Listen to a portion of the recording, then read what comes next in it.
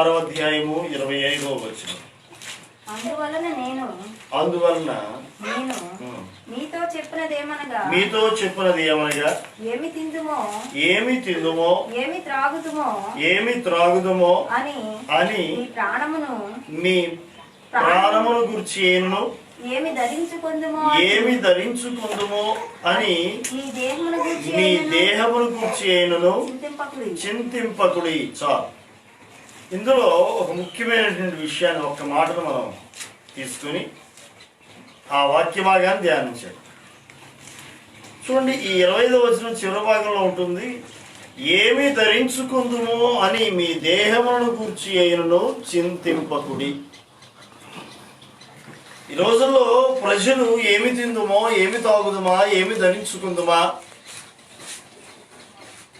ఎలా, ఎప్పుడు, ఏమిటి, ఈ చింతలు అధికమవుతున్నటువంటి దినాల్లో ఉంటున్నాం.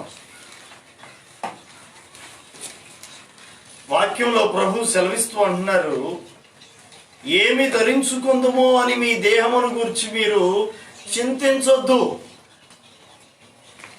ఆకాశ పక్షులను చూడండి, విత్తవు, కోయవు, గరిసెల్లో కూర్చుకోవు, అయినా సరే దేవుడు వాటిని పోషించుతున్నాడు కదా. ఏమి ధరించుకుందామో అని మీ శరీరం గురించి మీరు చింతించొద్దు. అడవి పువ్వులను చూడండి, సొలొమోను సైతం కూడా వాటిలో ఒక్కదానిలా కూడా అలంకరింపబడలేదు. ఆకాశ పక్షుల కన్నా, అడవిలో పూసేటువంటి పువ్వుల కన్నా మీరు శ్రేష్ఠులు కదా. మరి నిశ్చయంగా దేవుడు మీకు కావలసిన ఆహారాన్ని ఇస్తాడు, కావలసినటువంటి వస్త్రాన్ని కూడా ఇస్తాడు. కాబట్టి మీరు వేటి గురించి చింతించొద్దు.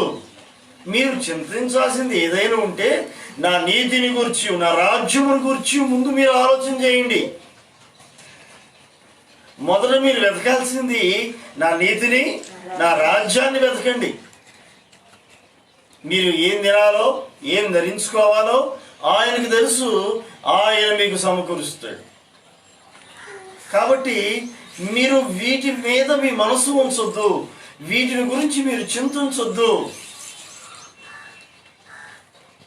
అని యేసయ్య చాలా స్పష్టంగా ఇక్కడ చెప్తాం. ప్రజలేమో ఏమి ధరించుకుందుమో, ప్రశ్న, ఏమి ధరించుకుందుమో, ఏం ధరించాలి ప్రశ్న. వాక్యం ఏం చెబుతుంది, ఏం ధరించుకోవాలని చెబుతుంది.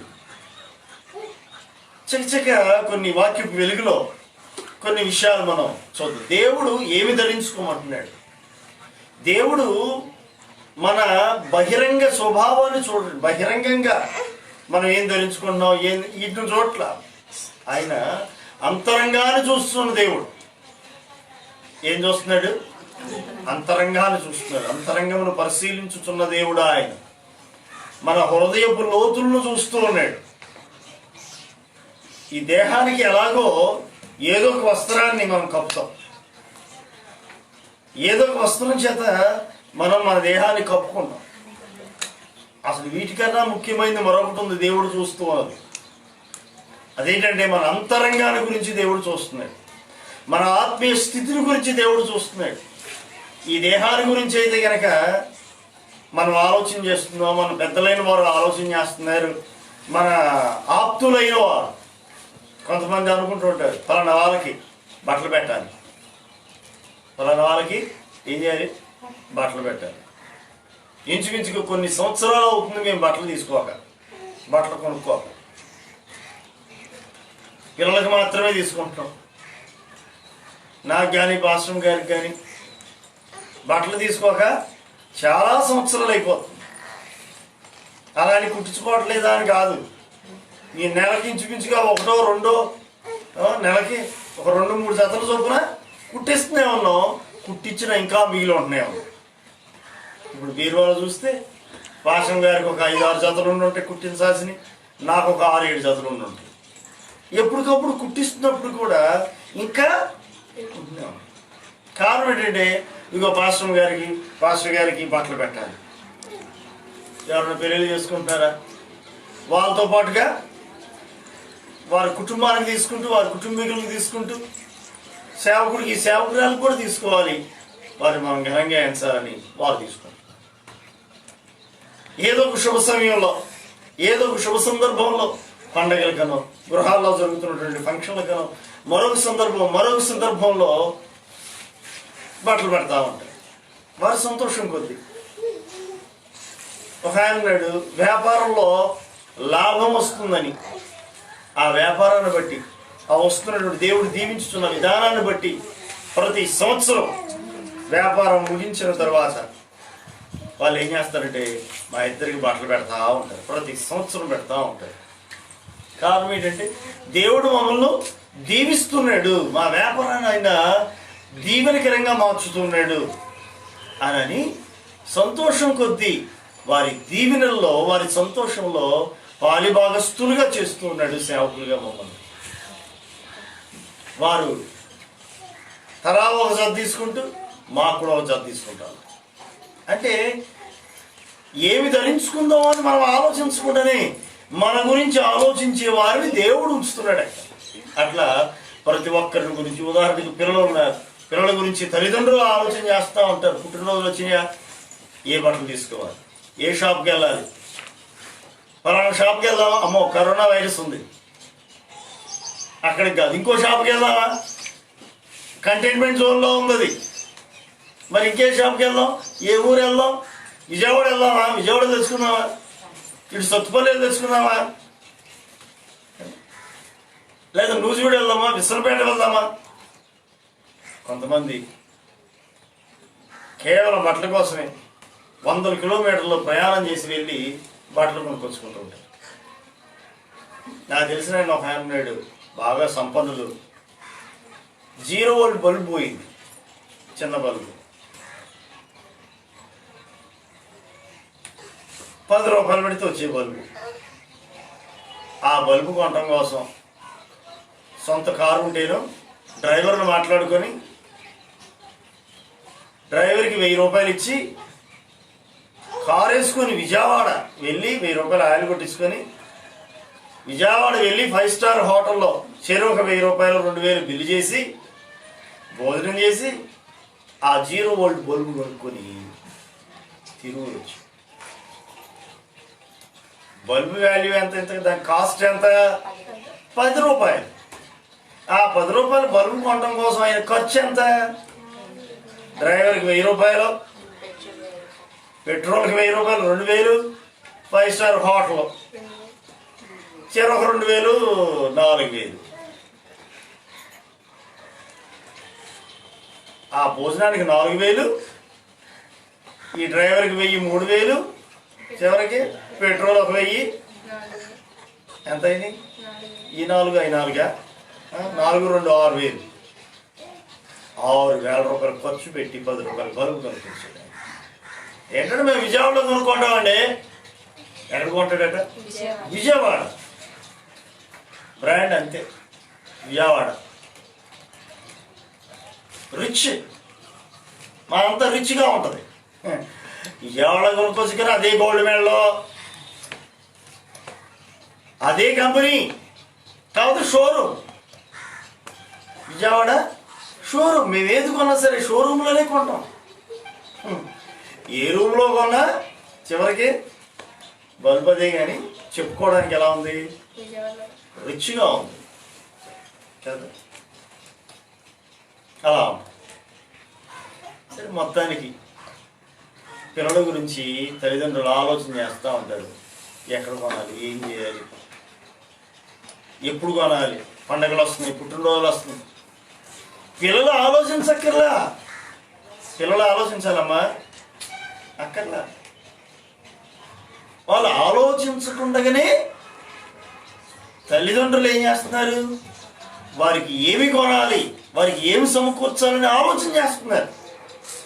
ఈ లోకపు తల్లిదండ్రులే ఇంతగా ఆలోచిస్తే మన పరలోకపు తండ్రి, నీ పరలోకపు తండ్రి నిన్ను గురించి ఆలోచించరా?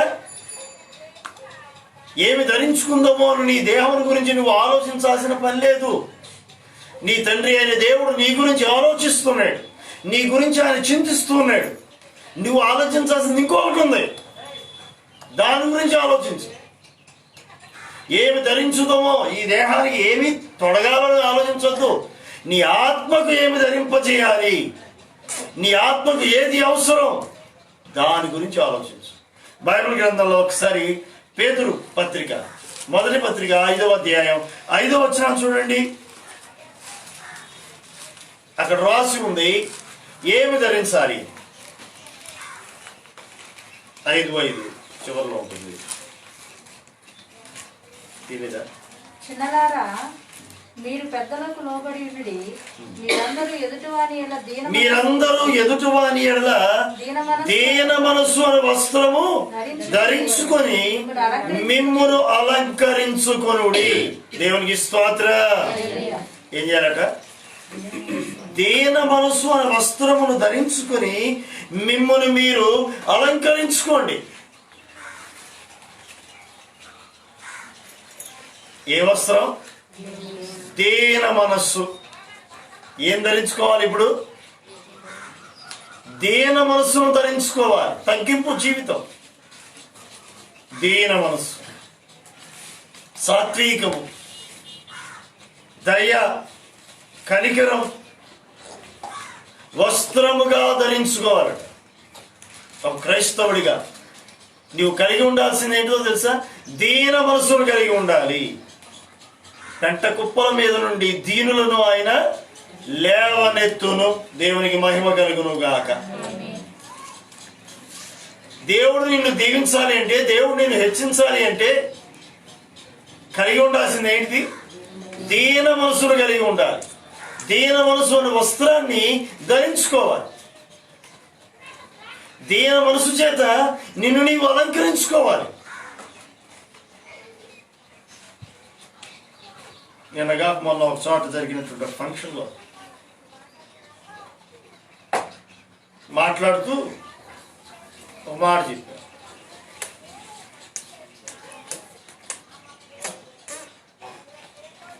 ఎర్రతోలు వేసుకొని తెల్లగా ఉన్నాడు మనిషి, అందంగా ఉన్నాడు.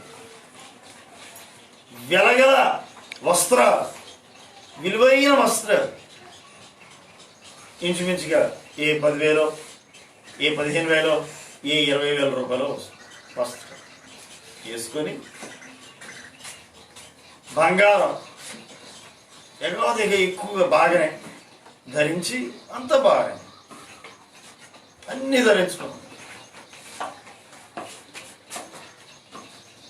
ఆ వెలగల వస్త్రాలతో విలువైనటువంటి ఆభరణలు ధరించుకొని అందమైనటువంటి దేహ ఛాయను కలిగి ఉండి, అందాన్ని కలిగి ఉండి, ఇన్ని ఉన్న ముక్కు మీద కోపం ఉందనుకోండి, కోపిష్ట అనుకోండి, చిరుబురులాడే వ్యక్తి అనుకోండి, మొహం మీద ఎప్పుడు కూడా పేరాలు ఏగేటట్టు ఉన్నాయి అనుకోండి, ఆ అందం ఎందుకు? ఇంకా ఆ వెలగల వస్త్రాలు అవి ఘనతనిస్తాయా ఆ వ్యక్తికి? ఆ అందం ఘనతనిస్తుంది ఆ వ్యక్తికి? ఏం అక్కర్లా.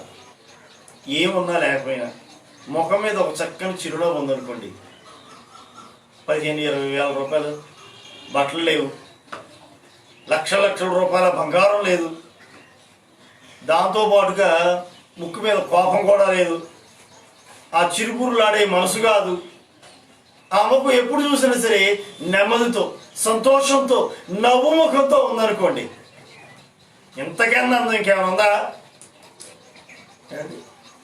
ఇంతకన్నా అందం ఇంకోటి ఉందా?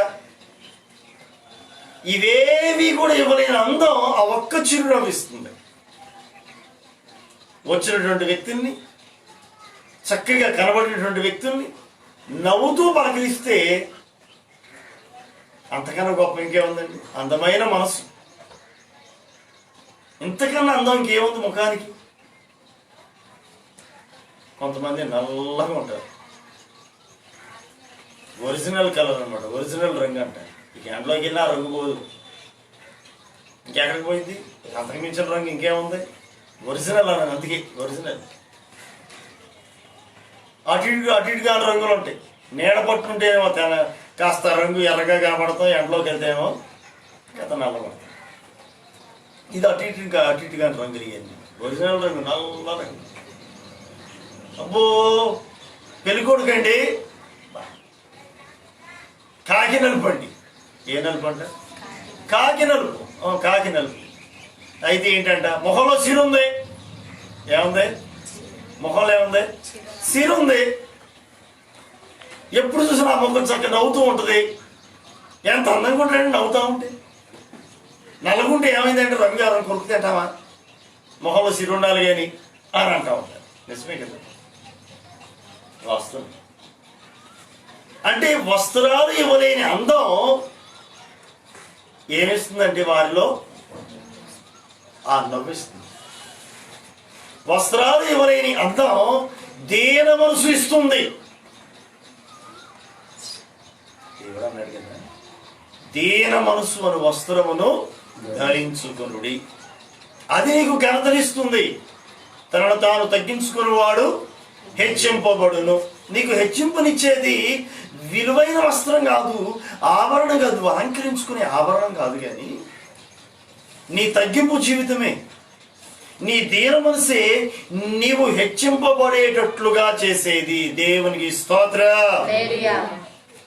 కనుక నేటి దినాల్లో వాక్యం ఏం చెబుతుందంటే, దీన మనస్సును వస్త్రముగా ధరించుకునుడి. ఏ వస్త్రాలు దేనితో మనం అలంకరించుకోవాలని ఆలోచిస్తుంది. ఏమి ధరించుకుందుమో అన్న ప్రశ్న వచ్చిందిగా. ఏమి ధరించుకుందామో అన్న దానికి సమాధానం ఇక్కడ బైబిల్ ఏం చెబుతుందంటే, దీన మనసు అనే వస్త్రమును ధరించుకునుడి. మొదటి పత్రిక, అదే పత్రికలో 4వ అధ్యాయం 1వ వచనం చూడండి. పేతురు మొదటి పత్రిక 4వ అధ్యాయము 1వ వచనం. క్రీస్తు శరీరమందు శ్రమపడెను గనుక మీరును అట్టి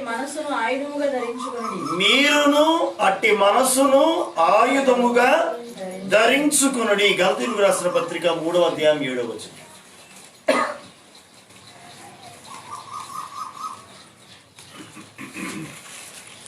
గలతీయులకు రాసిన పత్రిక అపోస్తలుడైన పౌలు గారు, విశ్వాస సంబంధులే అబ్రహాము కుమారులని మీరు తెలుసుకోండి.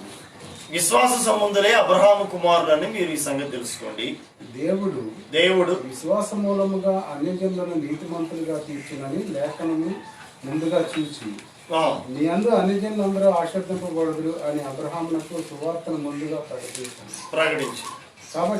కాబట్టి విశ్వాస సంబంధులే విశ్వాసం గల అబ్రహాముతో కూడా ఆశీర్వదింపబడుదురు. విశ్వాసం కలిగినటువంటి అబ్రహాముతో కూడా ఆశీర్వదింపబడుదురు. ధర్మశాస్త్రం విధించిన క్రియలకు సంబంధులందరూ శాపములకు లోనై ఉన్నారు. ఎందుకనగా ధర్మశాస్త్ర గ్రంథమందు రాయబడిన విధులన్నీ చేయుటి యందు నిలకడగా ఉండని ప్రతివాడును శాపగ్రస్తుడు అని వ్రాయబడి ఉన్నది. ధర్మశాస్త్రము ఎవడను దేవుని ఎదుట నీతిమంతుడని తీర్చబడను సంగతి స్పష్టమే. ఎలాగనగా నీతిమంతుడు విశ్వాసం మూలముగా జీవించను.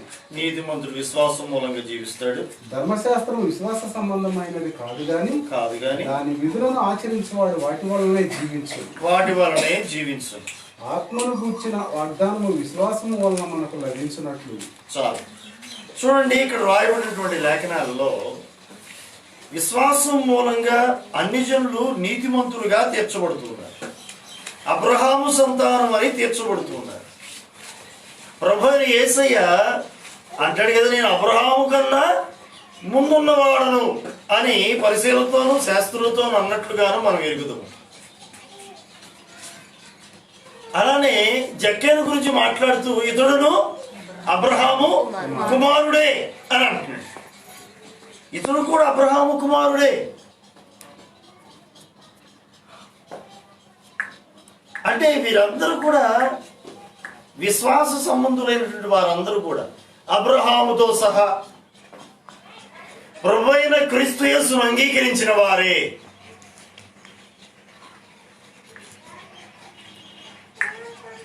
క్రీస్తు ధర్మశాస్త్ర కాలం తన యొక్క ప్రత్యక్షతను నేరుగా కుమారుడిగా ఇవ్వలేదేమో కానీ తండ్రితో కూడా ఆయన ఉన్నాడు. సింధూర వృక్షం దగ్గర ఒక దూతవలే అబ్రహామును దర్శించినట్లుగా మనం అక్కడ కూడా చూడగలుగుతాం. ఏది ఏమైనప్పటికీ ఈ అబ్రహాము ప్రభుని వెంబడించాడు. ఈ అబ్రహాము ప్రభు యొక్క మనసును కలిగి ఉన్నాడు. ప్రభు యందు విశ్వాసం ఉంచాడు, ఆయన వెంబడించాడు, ఆయన మాటకు లోబడ్డాడు. అబ్రహాము యొక్క మనసు ఏంటంటే దేవునికి లోబడే మనసు. ప్రభు అయిన క్రీస్తు యేసు కూడా తండ్రి అయిన దేవునికి ఆ రీతిగానే లోబడ్డాడు. క్రీస్తు మనసు ఇది. తనను తాను సిలువకు అప్పగించుకోవాలి అన్న సంగతి తెలుసు. పరలోక రాజ్యములో సింహాసనం మీద కూర్చోవడం గొప్ప భాగ్యం. అలానే ఎంచలేదు, దాన్ని విడిచిపెట్టడం కూడా ఇష్టపడి వచ్చేసాడు కదా. ఫిలిప్పీయులకు రాసిన పత్రికలో మనం రాదు, తనను తాను రిక్తుడుగా చేసుకున్నాడు. విడిచిపెట్టకూడని భాగ్యమని ఎంచలేదని రాస్తుంది.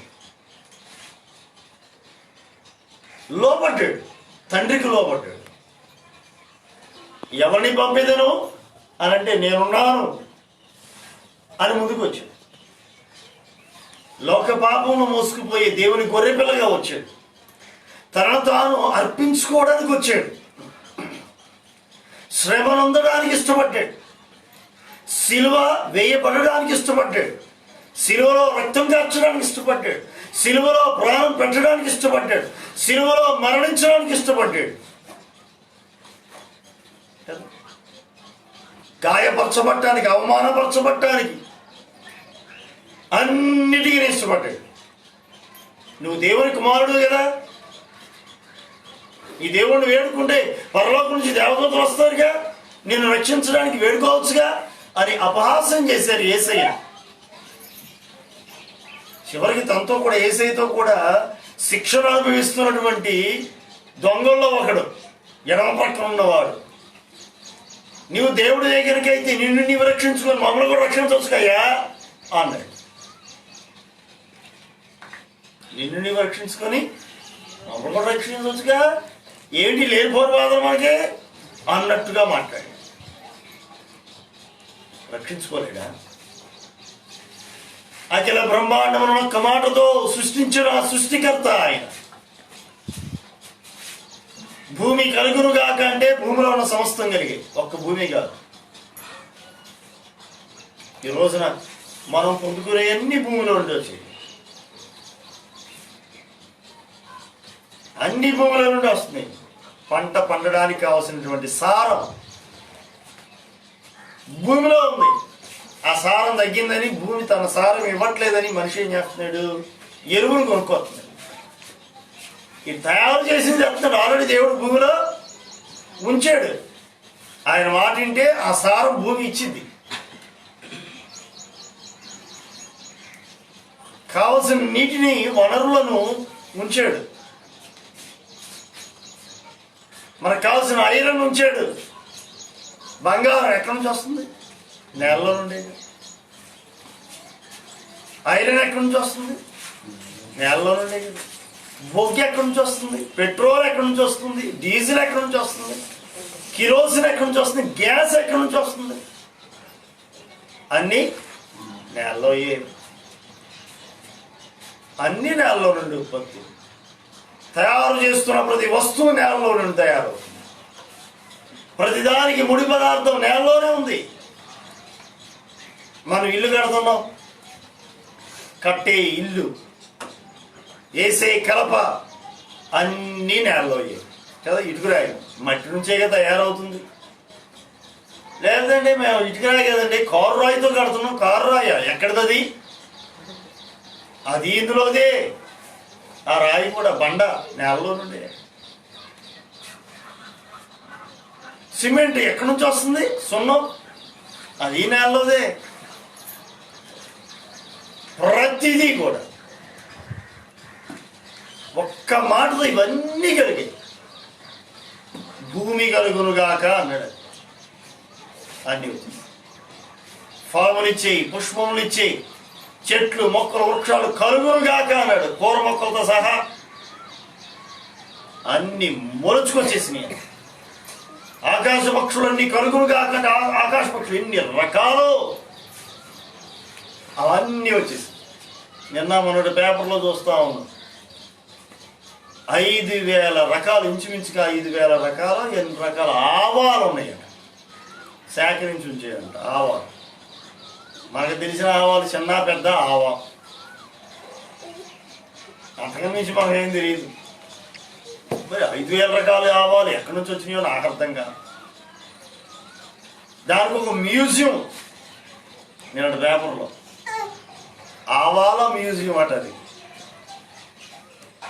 ఈ ఆవాలను మాత్రమే కాదు అక్కడ చూడగలిగేది, వాటితో చేసే వంటకాలు కూడా అక్కడ లభ్యం అవుతాయని కింద మళ్ళీ రాసుకొచ్చారు.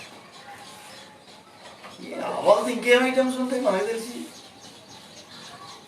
ఎన్నో రకాల ఐటమ్స్ తయారు చేస్తారంట తినే ఆహార పదార్థాలు ఆవాలు. అవన్నీ అక్కడ దొరుకుతాయట. ఆవాలు వాటి సంబంధించినటువంటి సమస్తం కూడా ఆ మ్యూజియంలో దొరుకుతాయి. కేవలం ఒక ఆవాలే 5,000 రకాలు అయితే ఈ లెక్కన ఇంకేం ఉన్నాయో.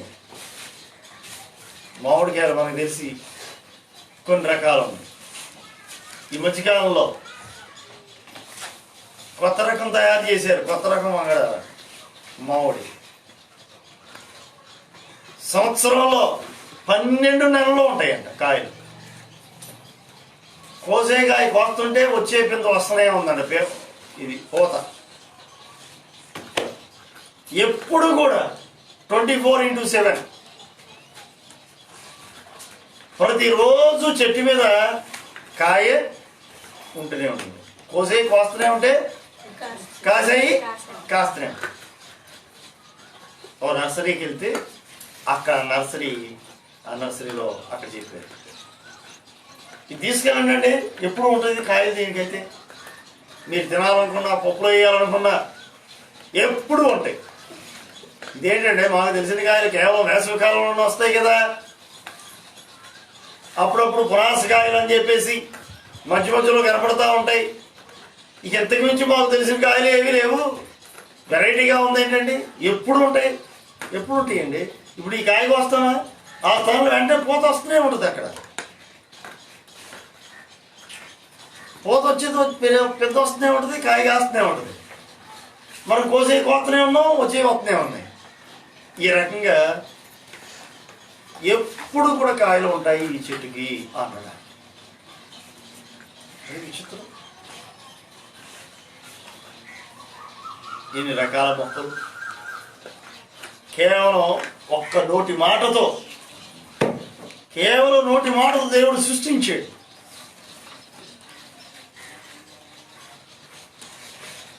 కేవలం ఒక్క మాటే ఈ అఖిల బ్రహ్మాండం అంతటిని సృష్టించిన సృష్టికర్త ఆయన. సృష్టించిన వాడికి నాశనం చేయటం చేత కదా. అధికారం కూడా ఉంది. ఆయన ఏమైనా చేయుటకు సమర్థుడు, శక్తిమంతుడు. కాకపోతే తనను తాను అర్పించుకున్నాడు అంతే. ఇది క్రీస్తు యేసు మనసు. లోబడ్డాడు. ఈయన లోబడ్డాడు. అబ్రహాము లోబడ్డాడు. క్రీస్తు మనసు అది. విశ్వాసంతో లోబడ్డాడు అబ్రహాము, హెచ్చించబడ్డాడు. క్రీస్తు యేసు లోబడ్డాడు, తండ్రికి లోబడ్డాడు, హెచ్చించబడ్డాడు. అన్ని నామముల కన్నా పైనామముగా హెచ్చించబడింది. ప్రతి నాలుక యేసే క్రీస్తు అని ఒప్పుకోవాలి.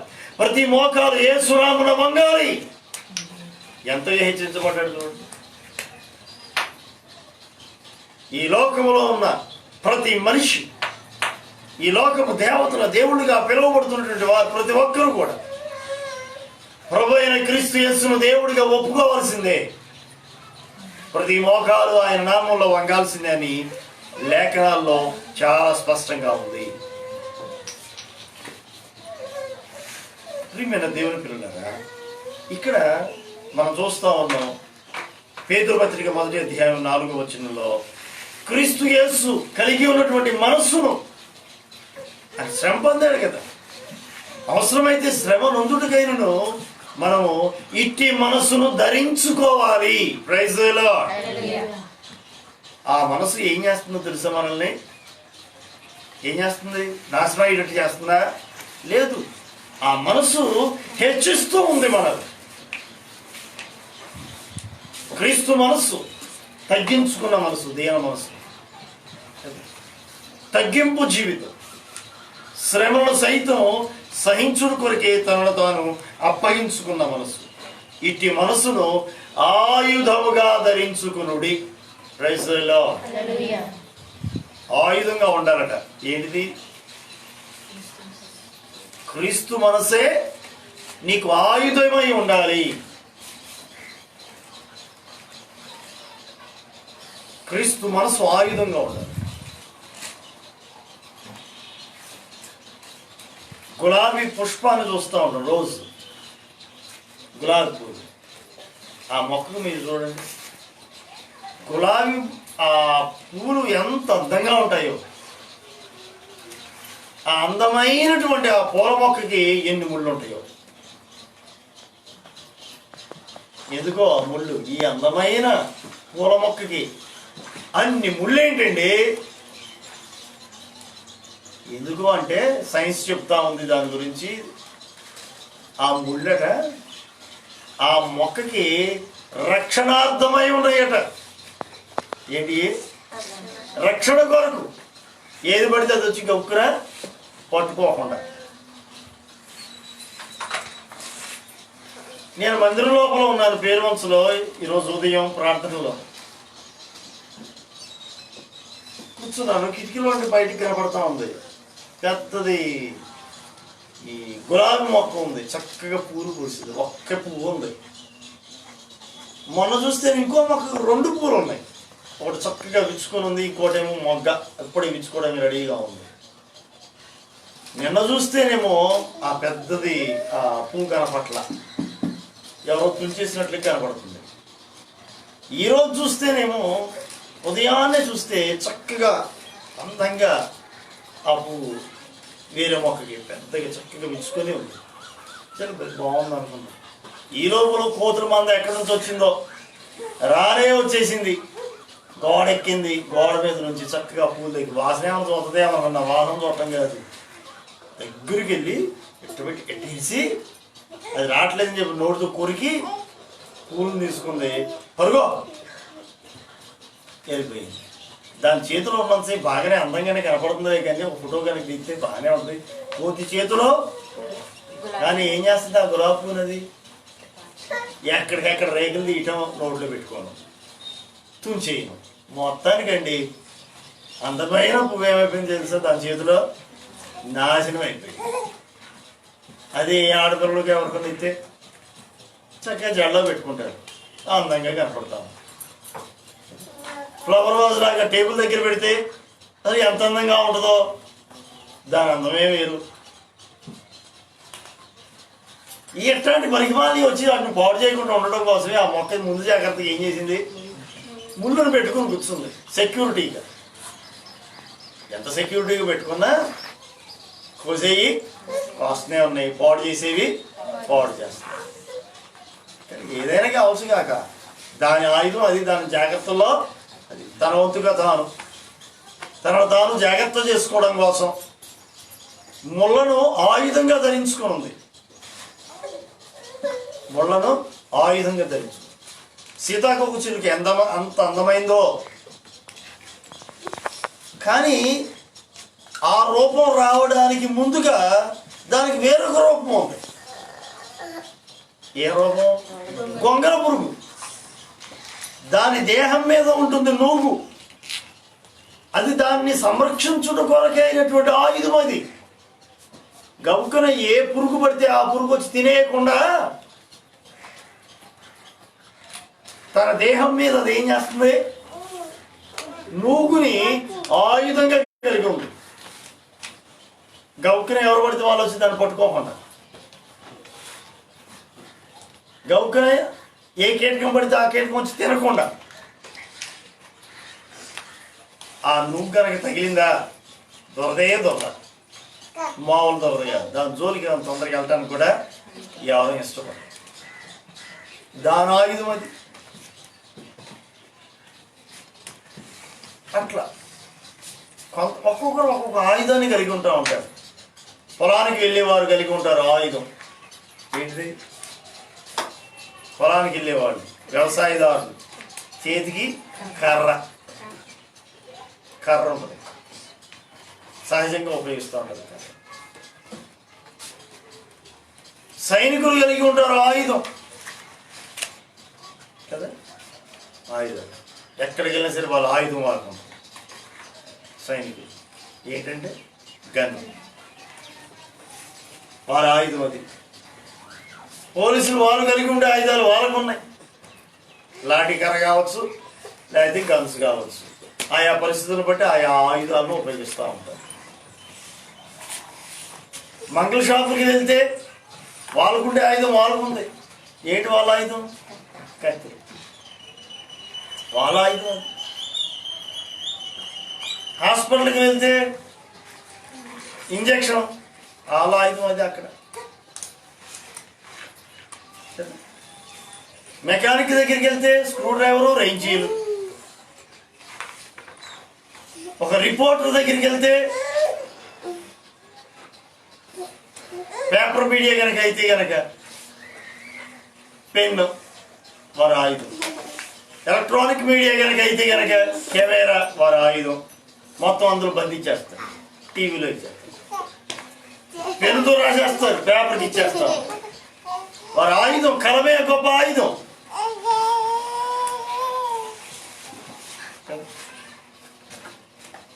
ఒక దైవజనుడికి ఆయుధం ఏంటంటే వాక్యం. దేవుని పిల్లలకు ఆయుధం ఏంటి? వాక్యం.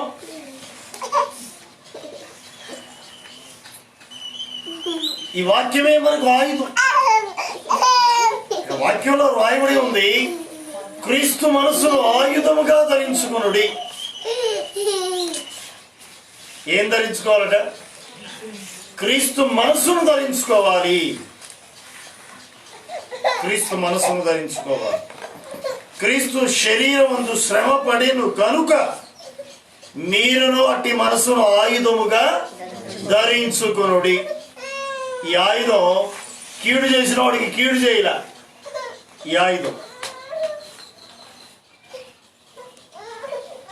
చంపిన వాడిని చంపలా, పొడిసిన వాడిని పొడవలా.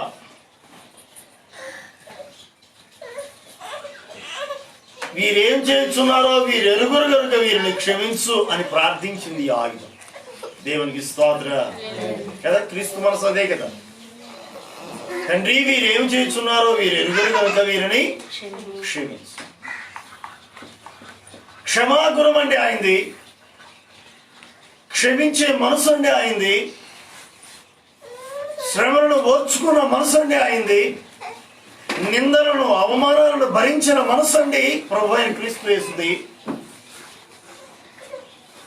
ఎంతకాలం భరించాలి? ఎంతకాలం సహించాలి? ఎన్నిసార్లు క్షమించాలి? శిష్యులు అడుగుతారు. ఎన్నిసార్లు క్షమించమంటారయ్యా? 7 సార్లా? ఏసేయండి 70 ఏండ్ల మారులు. 7 సార్లు కాదు, 7 రోజులు కాదు, 7 వారాలు కాదు, 7 నెలలు కాదు, 7 సంవత్సరాలు కాదు, 70 ఏళ్ళు అయినా సరే నువ్వేం చేయాలి? క్షమించాలి. క్షమించే మనసును కలిగి ఉండాలి.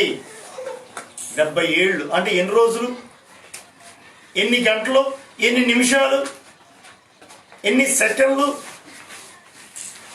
అన్నిసార్లైనా క్షమించుటకు సిద్ధ మనసును కలిగి ఉండాలి అనేది అక్కడ సారం, లేఖన సారం. క్రీస్తు మనస్సు ఇది. ఎంతకాలం ఓర్చుకోవాలి? ఆయన హెచ్చించు పర్యంతం వరకును ఓర్చుకోవాలి. ఆయన బలిష్టమైన చేతి కింద ఆయన హెచ్చించేంత వరకు దీన మనసు కలిగి, ఆయన బలిష్టమైన చేతి కింద దీన మనసును కలిగి ఉండుడి. ఎప్పటి వరకు? ఎప్పటి వరకు? ఆయన హెచ్చించే అంత వరకు.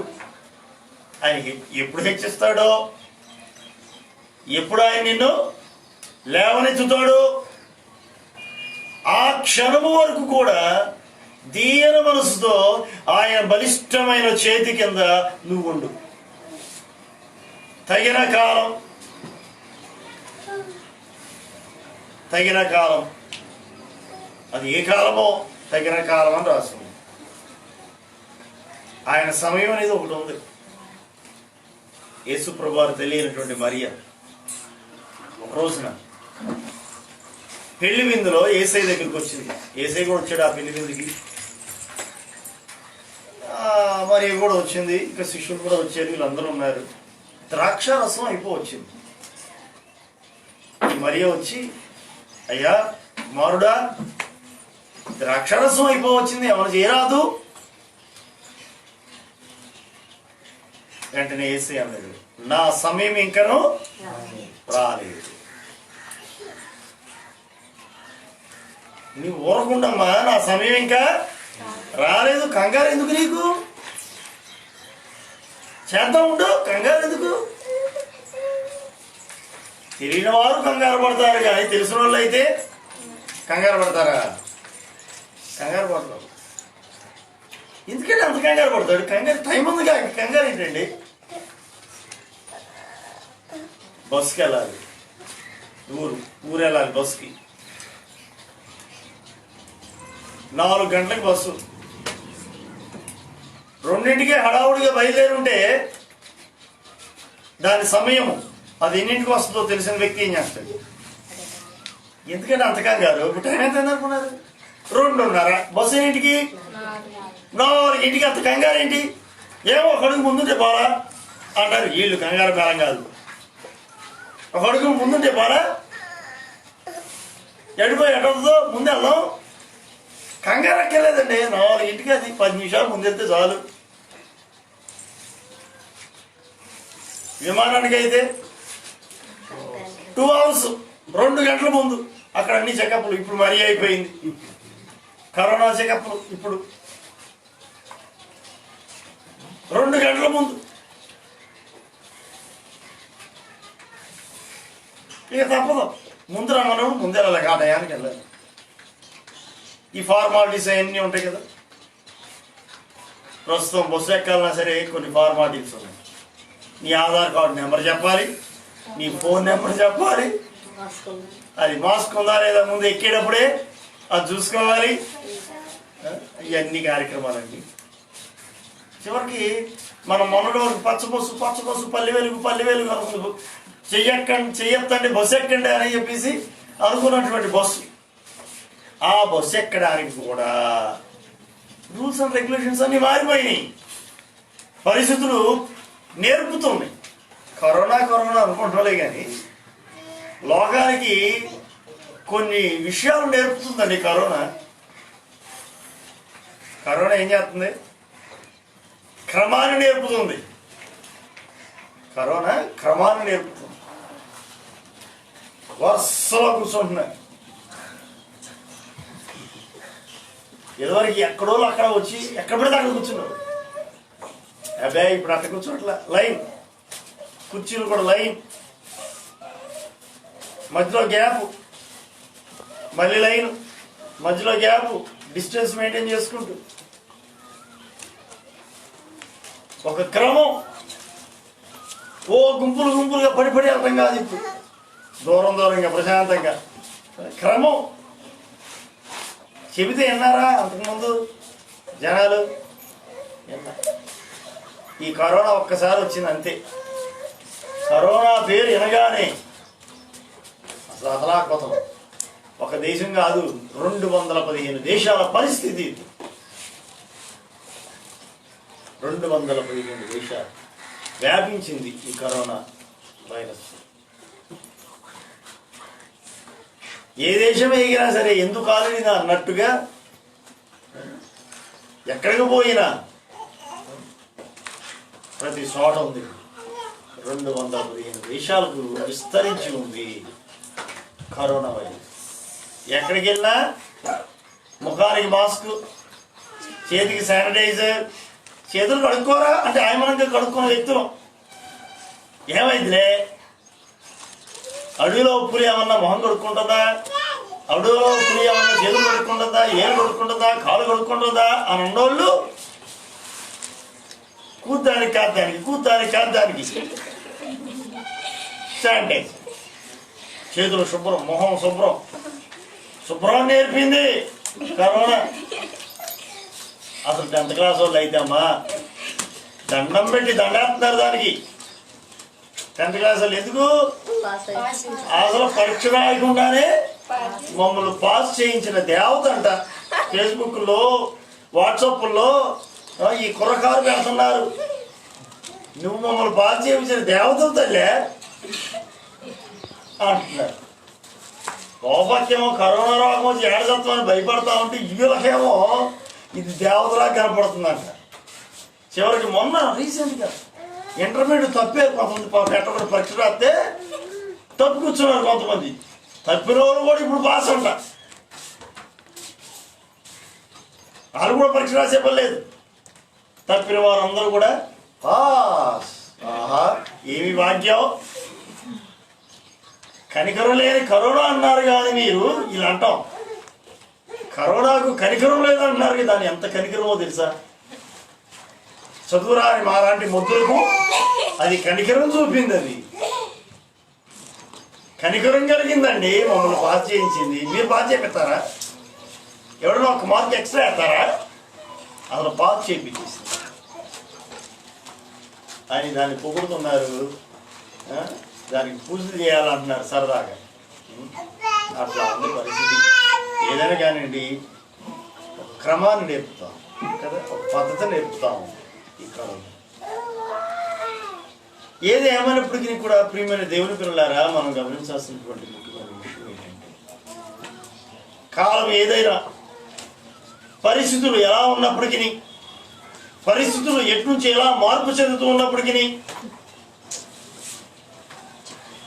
ఎవరు ఏ ఆయుధం ధరించుకుంటున్నారో ధరించుకోవట్లేదో కానీ వాక్యం సెలవిస్తుంది, క్రీస్తు యేసు మనసును మీరు ధరించుకోండి ఆయుధంగా. ముక్కుకి మాస్క్ లేకపోతే కనుక 1000 రూపాయలు, 500, 100 రూపాయలు మొదలుకొని ఆ పైన వసూలు చేస్తున్నారు. వసూలు చేయడం అంటే ఫైన్. ఏదన్నా లేకపోతే ఏముండాలి ఇప్పుడు ఆయుధం? మాస్క్. మాస్కును ధరించండి అని దాని మీద ఊదర కొడుతుంది వాక్యం. క్రీస్తు యేసు మనసును ధరించండి, ఆయన శ్రమనందేను ఈ మనసు మీరు కూడా ధరించుకోండి. దీన మనసును అనే వస్త్రాన్ని ధరించుకోండి, ఆయన తగిన కాలమందు హెచ్చిస్తాడు. వాక్యం చాలా స్పష్టంగా చెప్తుంది మనం ధరించుకోవాల్సింది. మనం ధరించుకోవాలి. ఏం ధరించుకోవాలి? ఇక్కడ వాక్యం చాలా స్పష్టంగా ఉంది. మరొక మాట చెప్తాను. ఎఫెసీయులకు రాసిన పత్రిక 6వ అధ్యాయం 11వ వచనం చూడండి.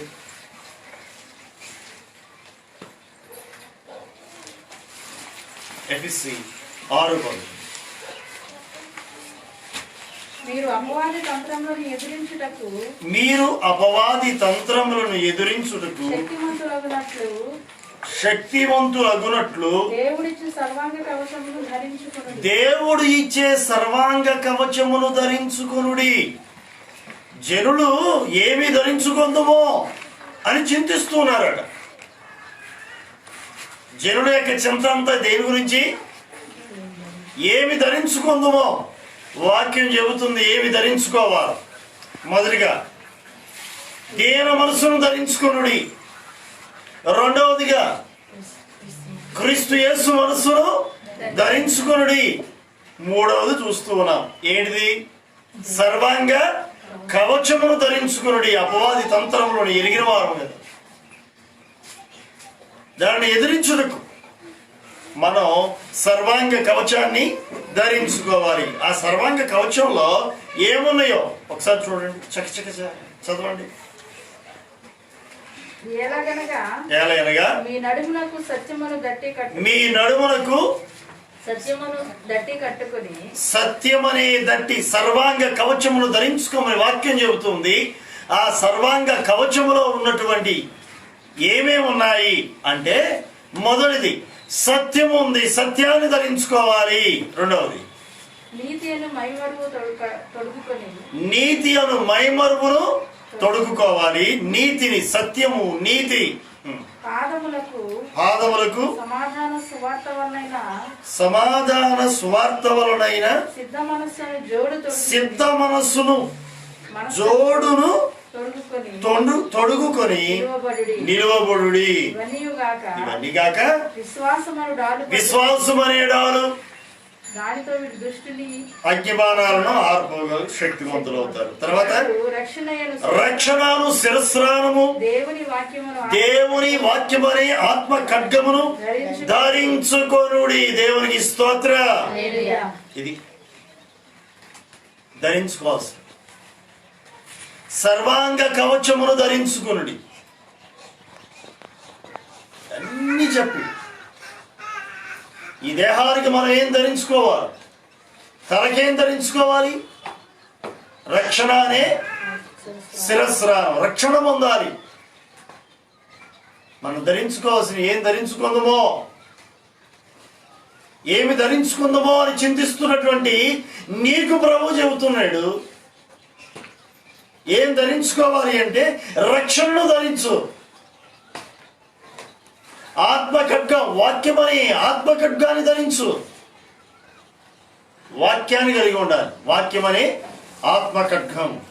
తర్వాత విశ్వాసం అనే డాలు, కింద నుంచి పైకి వెళ్తాం. విశ్వాసం అనే డాలు, సిద్ధ మనసు అనే జోడు కాళ్ళకి, నీతి అనే మైమరుపు, సత్యమనే దట్టి. ఇవన్నీ సర్వాంగ కవచముగా ధరించుకొనుడి. సత్యం, నీతి, విశ్వాసము, సమాధానము, రక్షణ, వాక్యమనే ఆత్మకర్క. వీటన్నిటిని కూడా సర్వాంగ కవచముగా మనం ధరించుకోగలిగితే అపవాది తంత్రములను ఎదిరించగలుగుతాము. ఒక రోజున ఒక చిన్న పిల్లోడు యుద్ధానికి వెళ్ళి,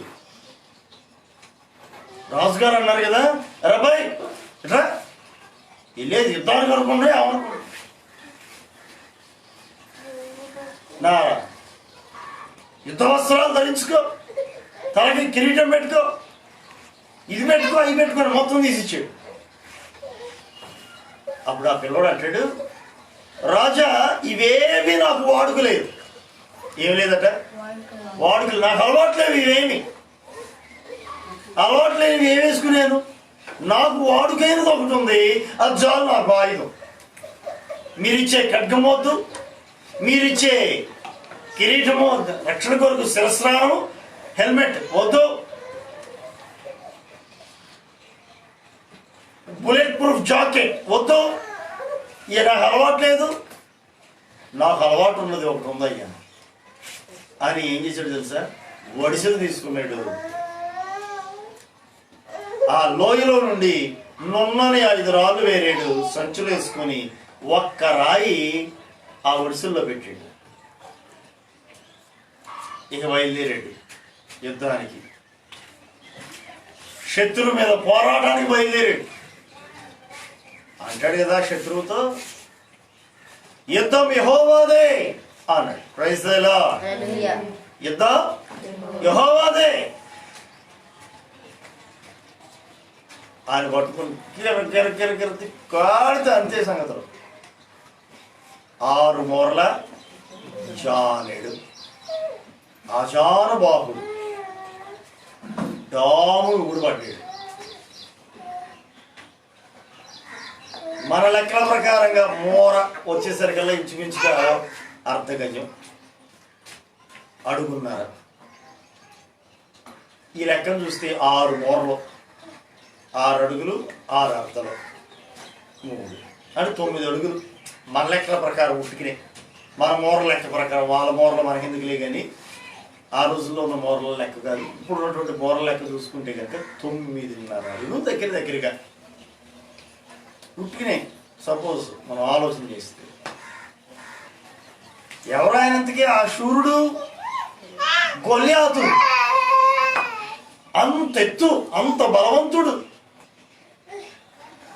బలవంతుడు మీదకి యుద్ధానికి వెళ్ళిన వాడు ధరించుకున్న ఆయుధం ఏంటి?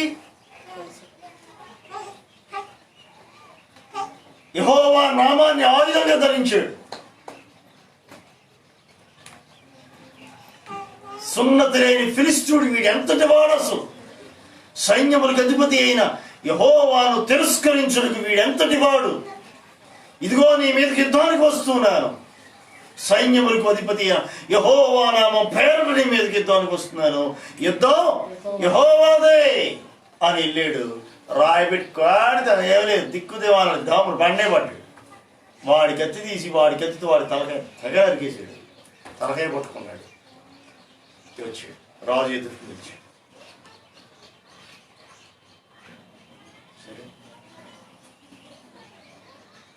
అతని వాడుక, అతని అలవాటు దేవుని మీద ఆధారపడుట, వాక్యం మీద ఆధారపడటం.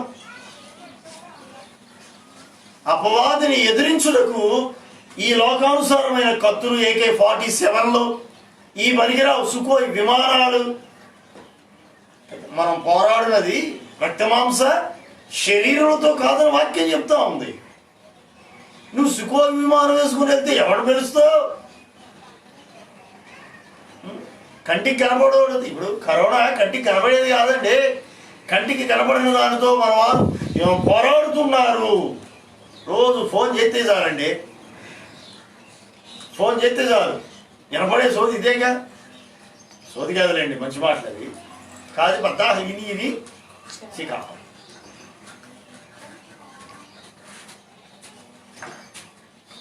కంటికి కనబడని శత్రువుతో పోరాటం. కనబడేదైతే ఏదైనా చేయొచ్చు, కంటికి కనపడందాయే తప్పదు. అందుకే తగు జాగ్రత్తలు ఏంటి? ముఖానికి మాస్క్, చేతులకి శానిటైజరు, గ్లౌజ్, ఇది తప్పనిసరి అని చెప్పు. సోషల్ డిస్టెన్స్, ఫిజికల్ డిస్టెన్స్, వీటిని మెయింటైన్ చేయండి అని చెప్తాం.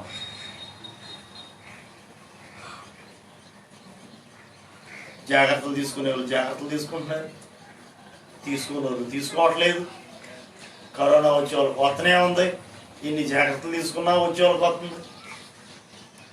జాగ్రత్తలు తీసుకోకుండా తిరిగి వచ్చేవాడికి ఏమి ఉండట్లా. అసలు ఎటు నుంచి ఏ రకంగా అది వచ్చి మీద పడుతుందో తెలియట్లా. కంటికి కనబడిని శత్రువుతో దేశమంతా పోరాడుతుంది, ప్రపంచమంతా పోరాడుతున్నది. 4 రోజులు ఎట్టగొట్ట ఓపిక పట్టండి, వ్యాక్సిన్ తయారైపోతుంది, మందులు తయారవుతున్నాయి, అందుబాటులోకి వచ్చేస్తుంది, కంగారు పడొద్దు అని ప్రభుత్వం సెల్ ఫోన్లో, మైకుల్లో, అక్కడని ఇక్కడని ఫ్లెక్సీలతో చెబుతాం. ప్రజల్ని ఉజ్జీవపరచడానికి, తెలియజేయడానికి, అవేర్నెస్ తీసుకురావడానికి ప్రభుత్వం తన వంతుగా తాను ప్రయాసపడుతుంది. మన వంతుగా మనం కూడా అందుకు సహకరించవలసిన వారమైంది. ఏదేమైనప్పటికీ కూడా దేవుని పిల్లలమైనటువంటి మనము కంటికి కనబడని శత్రువులతో మనం పోరాడుచున్నాము. ఈ పోరాటం బాహ్య సంబంధమైనది కాదు, శరీర సంబంధమైనది కాదు, ఇది ఆత్మీయ పోరాటం. ఇందుకు మనం ధరించుకోవాల్సిన ఆయుధాలు రక్షణ, విశ్వాసం, నీతి, సత్యము, సమాధానం, ఓర్పు, సహనం, దీన మనస్సు, క్రీస్తు యేసు మనస్సు ధరించుకోండి అని వాక్యం చెప్తుంది. నీతిని ధరించుకోండి, నీతిని ధరించుకోవాలి. ఏమి ధరించుకుందామో అని అనేక మంది చింతిస్తూ ఉన్నారు. మీ చింత ఈ పైన కనబడే మెరుగుల కోసం కాదు, నీ ఆత్మ క్షేమాభివృద్ధి కొరకు, నీ ఆత్మ రక్షణార్థమై ఏమి ధరించుకోవాలో ముందుగా దాని గురించి ఆలోచించాలి. నీ ఆత్మ నిరంతరము నిలిచి ఉండాల్సింది, జీవించవలసింది. ఆ ఆత్మ కొరకు, ఆత్మ క్షేమం కొరకే నీవు ముందు ఆలోచించు. ఈ ఆత్మకు ఏమి ధరింపచేయాలి? వాక్యం చెప్తుంది, దీన మనస్సు అనే వస్త్రాన్ని ధరింపజేయండి. క్రీస్తు యేసు మనస్సుని ధరింపజేయండి. సర్వాంగ కవచమును ధరింపచేయండి. అనేక మంది ధరిస్తూ ఉన్నారట. కీర్తన గ్రంథంలో చూస్తే 73వ కీర్తన 6వ వచనంలో ఉంటుంది, బలత్కారమును కంఠహారముగా ధరించుకొని ఉన్నారు అన్నాడు. కొంతమంది ఏం ధరించారు? బలత్కారాన్ని, కోపాన్ని, దౌర్జన్యాన్ని, పాపాన్ని ధరించుకుంటున్నారు. ధరించుకోవాల్సింది ఏంటిది? వీళ్ళేం ధరించుకుంటున్నారు? కావున గర్వము కంఠహారము వలె వారిని చుట్టుకొనుచున్నది. వస్త్రము వలె వారు బలత్కారమును ధరించుకొని ఉన్నారట. విన్నారు? కంఠహారంగా ధరించుకున్నారు గర్వాన్ని, బలత్కారాన్ని వస్త్రము వలె ధరించుకున్నారు. మనకు అయ్యొద్దు, అవి వాళ్ళెవరో ధరించుకున్నారు. మనకు గర్వం వద్దు, దేని మనసు కావాలి. బలత్కారం వద్దు, మనకి క్రీస్తు యేసు మనసు కావాలి. సర్వాంగ కవచమును ధరించుకుని అపవాదిని ఎదిరించే వారిగా ఉందాం. అనేకులైతే బలత్కారాన్ని, గర్వాన్ని, పాపాన్ని ధరించుకుంటున్నారు. అలాంటి వారికి ఏంటితో తెలుసా? చివరికి 109వ కీర్తన 29వ చరణాన్ని చూడండి.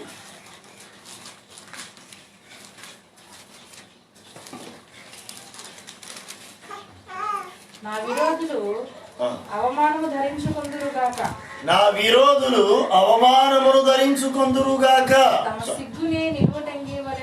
తమ సిగ్గునే నిలువుటంగి వలె కప్పుకొందురుగాక అన్నాడు భక్తుడు. అంటే దుష్టులైన వారికి తగినది అది అవమానము.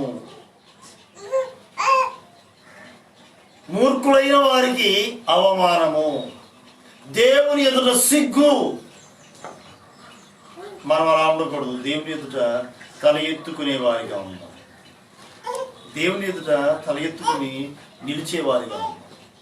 ఏమి ధరించుకుందామో అని ఆలోచిస్తున్నారు. ఏమి ధరించుకుందామో అని ఆలోచిస్తున్నటువంటి వ్యక్తులు ఏమి ధరించుకోవాలో వాక్యం చెప్తాం. పైన మనం ధరించి ఈ వస్త్రాల గురించి చింతించవద్దు, వీటి గురించి ఆలోచించవద్దు. దేవుడు నిశ్చయంగా నిన్ను ధరింపజేస్తాడు. నీకు వస్త్రాలు కావాల్సిన వస్త్రాలను ఆయన ఇస్తాడు. వాడి గురించి ఆలోచన అవసరం లేదు. నువ్వు ఆలోచించాల్సిందల్లా దీని గురించి, నీ ఆత్మల గురించి. నీ ఆత్మకి ఏమి ధరించాలి? దీన మనసు, సర్వాంగ కవచము, క్రీస్తు యేసు అనే మనస్సు నువ్వు ధరించాలి. ఇంకొకటి, కొరింథీయులకు రాసిన పత్రిక, మొదటి పత్రిక 15వ అధ్యాయం 53వ వచనంలో ఉంటుంది. కొరింథీ 15:53. మొదటి కొరింథీ. క్షయమైన ఈ శరీరం అక్షయతను ధరించుకొనవలసి ఉన్నది. మత్స్యమైనది అమర్త్యతను ధరించుకోవాలి.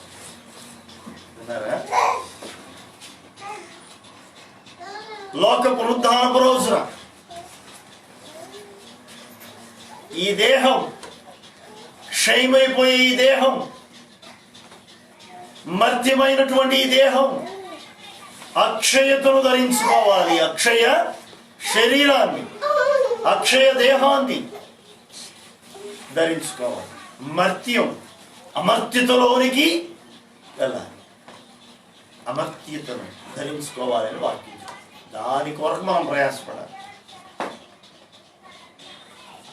ఈ క్షయమయ్యే దేహం గురించి కాదు, అక్షయమైనటువంటి దేహం గురించి మనం ఆలోచించాలి. అక్షయతను ఈ దేహం ధరించుకోవాలి, ఈ ఆత్మ అక్షయతను ధరించుకోవాలి. దాని కొరకు మనం ఆలోచించాలి. ఈ రోజున పండుగ వస్తుంది, కొత్త బట్టలు ఏ మోడల్ కొనాలి, ఈసారి ఏ మోడల్ అని ఆలోచన చేస్తున్నారు. వాటికన్నా ముందు మనం ఆలోచించాల్సింది ఈ ఆత్మ గురించి. క్షయమైపోయేటువంటి ఈ దేహం అక్షయతను ధరించుకోవాలి. ఈ ఆత్మ అక్షయతను ధరించుకుని ప్రభు ఎదుట నిలవబడవలసి. అందుకొరకు రక్షణను వస్త్రంగా ధరించాలి. రక్షణను వస్త్రంగా ధరించుకోవాలి. చివరిగా ప్రకటన గ్రంథం 7వ అధ్యాయం 9వ వచనం చూడండి. అక్కడ ఒక వస్త్రాన్ని ధరించుకున్న వారు కనపడతారు. చదవండి. సింహాసనాసీనుడైన దేవునికి గొర్రె పిల్లకును మా రక్షణకై స్తోత్రమని మహాశబ్దంతో ఎలుగెత్తి చెప్పి దేవదూతలందరూ సింహాసనము చుట్టూను పెద్దల చుట్టూను ఆ 4 జీవుల చుట్టూను నిలువబడి ఉండేది. వారు సింహాసనము ఎదుట సాష్టాంగపడి ఆమె యుగ యుగముల వరకు దేవునికి స్తోత్రమును 7, 9. అటు తర్వాత నేను చూడగా ఇదిగో ప్రతి జనములో నుండి ప్రతి వంశములో నుండి ప్రజల్లో నుండి ఆయా భాషలు మాట్లాడే వారిలో నుండి వచ్చి ఎవడును లెక్కింపజాలని ఒక గొప్ప సమూహము కనబడెను. వారు తెల్లని వస్త్రములు ధరించుకుని వారై ఖర్జూరపు మట్టలు చేతబట్టుకుని సింహాసనము ఎదుటను గొర్రె పిల్ల ఎదుటను నిలువబడిరి. దేవునికి స్తోత్ర. గొర్రె పిల్ల ఎదుట నిలువబడిరి. ఏం ధరించుకున్నారట? తెల్లని వస్త్రములు ధరించుకున్నారు. ఈ తెల్లని వస్త్రాలు రక్షణ వస్త్రము. ఈ తెల్లని వస్త్రాలు మహిమ గల వస్త్రాలు. ఇవి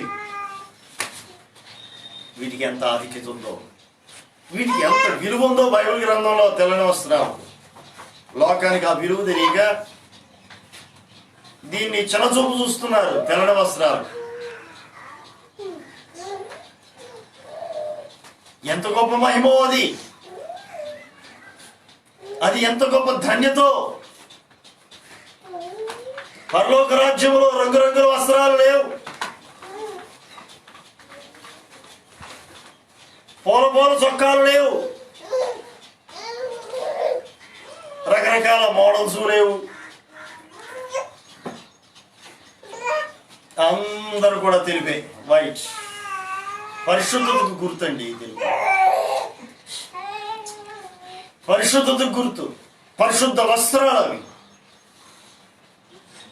పెళ్లి కుమారుని వస్త్రములు, పెళ్లి వస్త్రాలు అవి. దానికి ఎంత ఘనత ఉందో. కొంతమందికి సెంటిమెంట్, మనకు భయం ఎక్కువ. రాత్రిపూట తెల్లచీర కట్టుకుని కనబడితే అమ్మో ఇంకేముంది పోతాం. విలువ తెలియక,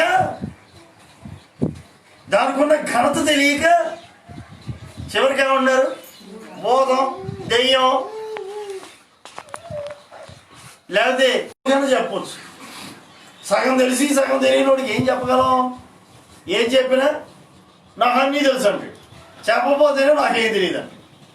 తెలియదు అన్నాడు కదా అని చెప్తే నాకు అన్నీ తెలుసు అంటే, ఇట్లాంటి రకానికి ఏం చెప్పడం? Half minded. పెండ్లి వస్త్రాలు. ఆ పెండ్లి వస్త్రం లేనటువంటి ఒక వ్యక్తిని విందుశాలలో కూర్చుంటే యజమాని వచ్చి అంటాడు, అబ్బాయి పెండ్లి వస్త్రం ఏది? పెండ్లి వస్త్రం లేకయ్యా ఎలా విందుకు వచ్చింది అని అంటమే కాదు, ఆయన తీసుకెళ్ళి చీకటి కొట్లు పడేయండి, అక్కడ ఏడుపును పండు కొరుకుటూ ఉంటుంది అని చెప్పాడు. అంటే రక్షణ వస్త్రాన్ని ధరించుకో. రక్షణనే వస్త్రముగా, మహిమనే పరిశుద్ధతనే వస్త్రముగా ధరించుకోవాలి. అంతే తప్ప ఈ సంవత్సరం పోయిన సంవత్సరం 1000 రూపాయలది కొన్నా, ఈ సంవత్సరం 1500 కొనాలి,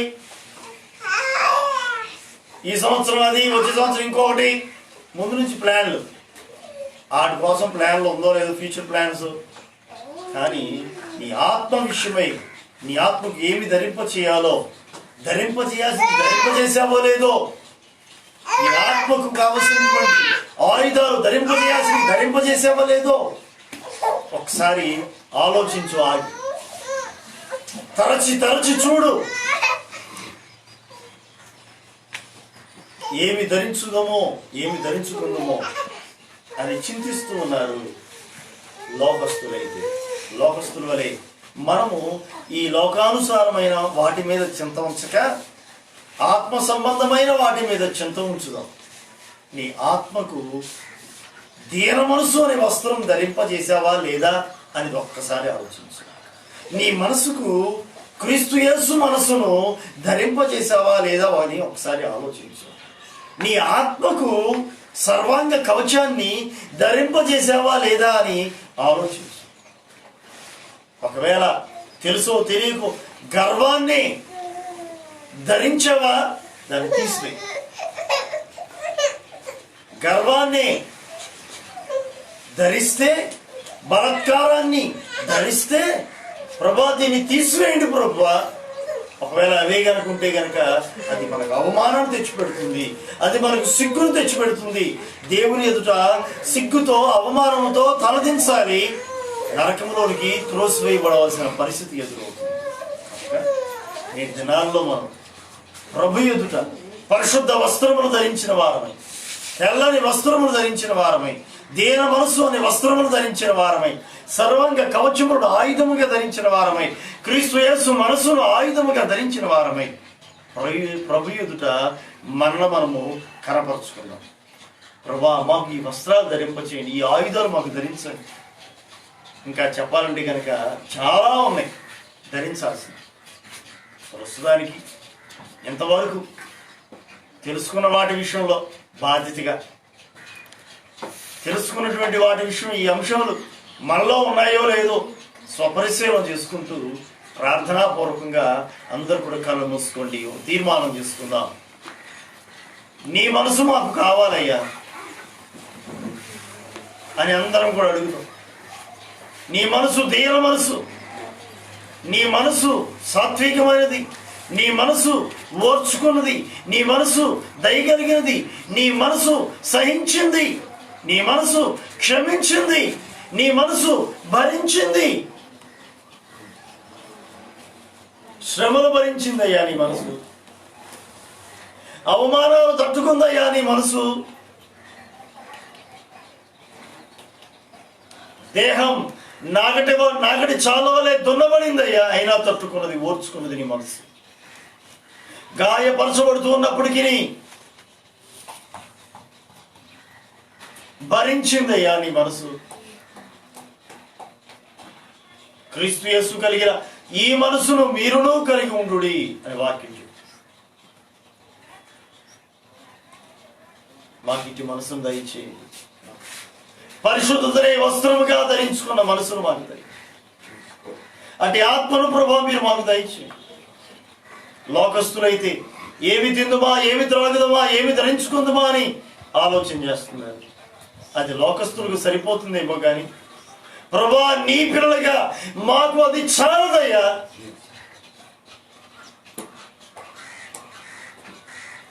నీ పిల్లలుగా మాకు అది చాలదు.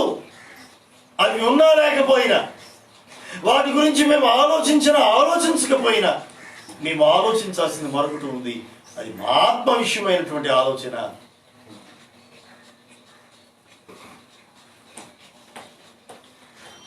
మా ఆత్మకు దీన మనసును ధరింపచేయండి అయ్యా.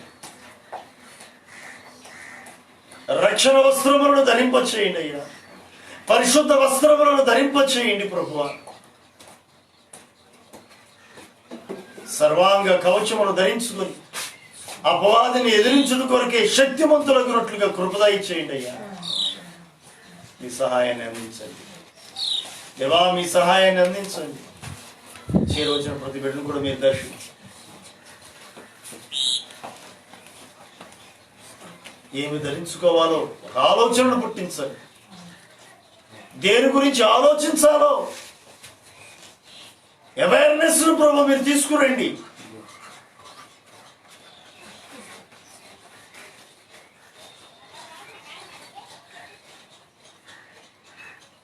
ప్రతి ఒక్కరిలో ఒక అవగాహనను పుట్టించండి అయ్యా.